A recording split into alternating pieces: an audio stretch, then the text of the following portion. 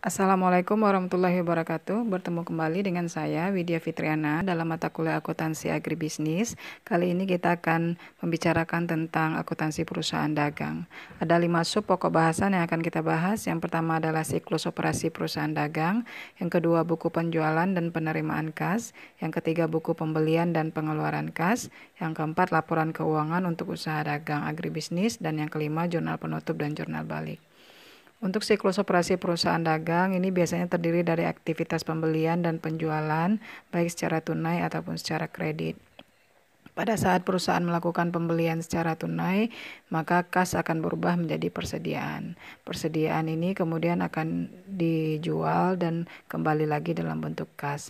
Sedangkan pada saat perusahaan melakukan pembelian dan penjualan secara kredit, maka kas akan berubah menjadi bentuk persediaan, kemudian dijual secara kredit menjadi sebuah piutang, dan pada saat piutang itu dibayar, maka akan didapatkan penerimaan kas dan kas kembali bertambah.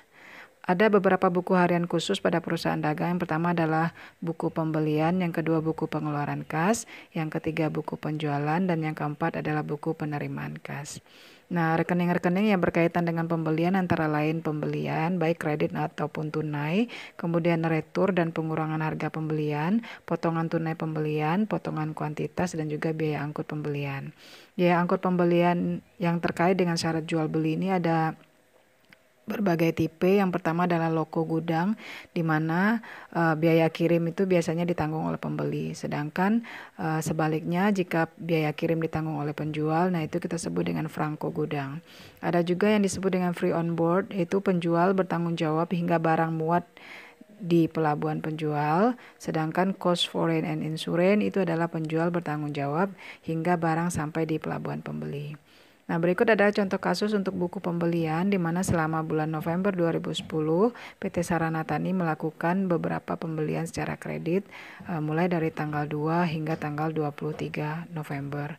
Maka dari ayat transaksi tersebut bisa kita bikin buku pembelian sebagai berikut. Di mana kolom pertama kita tuliskan tanggal, kemudian daftar hitung yang dikredit, kemudian persyaratan pembelian, referensi, nomor bukti, kemudian di sisi kreditnya ada hutang, sedangkan di sisi debitnya itu ada pembelian dalam bentuk persediaan dan juga daftar hitung lain-lain. Oke, misalnya aja contoh transaksi tanggal 2 November di mana perusahaan membeli persediaan dari PT Subur dengan persyaratan 3/15 dan N/30 sebesar 700.000 rupiah. Nah, persyaratan 3/15 N/30 ini artinya bahwa jika perusahaan itu membayar pembeliannya di bawah hingga tanggal 15 November, maka dia akan mendapatkan potongan pembelian sebesar 3% dengan waktu pembayaran kredit sebesar 30 hari. Oke, maka pada buku pembelian bisa kita tulis PT Subur dengan syarat 3/15 N/30. Di sisi kredit adalah hutang sebesar 700.000, sedangkan di sisi debit adalah sebesar pembelian 700.000. Nah, ini kemudian kita lakukan untuk ayat-ayat jurnal yang lainnya. Berikut adalah contoh buku pengeluaran kas, di mana pengeluaran kas yang terjadi pada PT Sarana Tani selama bulan November 2010 adalah pada tanggal 3, 8, 15, 20, dan 25 November. Misalkan di sini akan kita bikinkan buku pengeluaran kasnya untuk transaksi nomor 1 yang terjadi pada tanggal 3 November, misalnya perusahaan membayar beban sewa sebesar 1.200.000 rupiah. Maka pada daftar hitung yang didebit adalah beban sewa sebesar 1.200.000 rupiah, sedangkan yang di sisi kredit adalah kas berkurang sebesar 1.200.000 rupiah. Kemudian misalnya perusahaan membeli perlengkapan tunai sebesar 61.000, maka di sisi debit adalah perlengkapan bertambah sebesar 61.000 dan di sisi kredit adalah kas berkurang sebesar 61.000. Kita perhatikan untuk transaksi tanggal 15. Nah, pada tanggal 15 ini perusahaan itu membayar hutang pada PT Subur yang terjadi tanggal 2 November. Kita lihat bahwa pada tanggal 2 November ini persyaratan pembeliannya adalah 3/15 N/30. Jadi kalau dia membayar tanggal 15 November, maka dia akan mendapatkan potongan pembelian sebesar 3%, yaitu sebesar 200 Rp21.000. Maka di sisi debitnya kita bikin hutang sebesar Rp700.000, sedangkan di sisi kreditnya adalah potongan pembelian Rp21.000 dan kas berkurang sebesar Rp679.000. Begitupun untuk transaksi tanggal 20 dan tanggal 25. Nah, beberapa rekening yang berkaitan dengan penjualan antara lain rekening penjualan baik kredit ataupun tunai dan juga rekening retur dan pengurangan harga penjualan. Misalkan di sini adalah contoh kasus buku penjualan. PT Sarana Tani melakukan penjualan secara kredit dengan syarat 2/15 N/30 selama bulan November sebagai berikut. Nah, misalkan pada tanggal 2 November perusahaan tani menjual pupuk secara kredit kepada Hilal sebesar 935.000. Maka pada buku penjualan bisa kita tuliskan daftar hitung yang didebitnya adalah nama nasabahnya atau penjualnya, kemudian di sisi piutangnya sebesar 935.000 dan di sisi pendapatannya sebesar Rp935.000. Kemudian kita lihat juga misalnya tanggal 10 November perusahaan menjual pupuk kepada Bambang secara kredit sebesar 694.000, maka kita bikin di daftar hitung yang didebit adalah Bambang sebesar 694.000, sedangkan di pendapatan penjualan kita tulis 694.000. Begitupun seterusnya untuk transaksi tanggal 18 dan tanggal 27. Nah, berikut adalah contoh buku penerimaan kas di mana tanggal 6 November perusahaan itu menjual barang dagang tunai sebesar 517.000, maka pada buku penerimaan kasnya bisa kita bikinkan di sisi debitnya kas berkurang sebesar 517.000, sedangkan di sisi kreditnya pendapatan penjualan sebesar Rp517.000. Kemudian tanggal 11 November perusahaan meminjam uang ke bank dan menandatangani wesel bayar sebesar Rp1.000.000. Maka pada sisi debit kita tambahkan kas sebesar Rp1.000.000, sedangkan di sisi kredit dalam daftar hitung lain-lain berupa wesel bayar sebesar Rp1.000.000.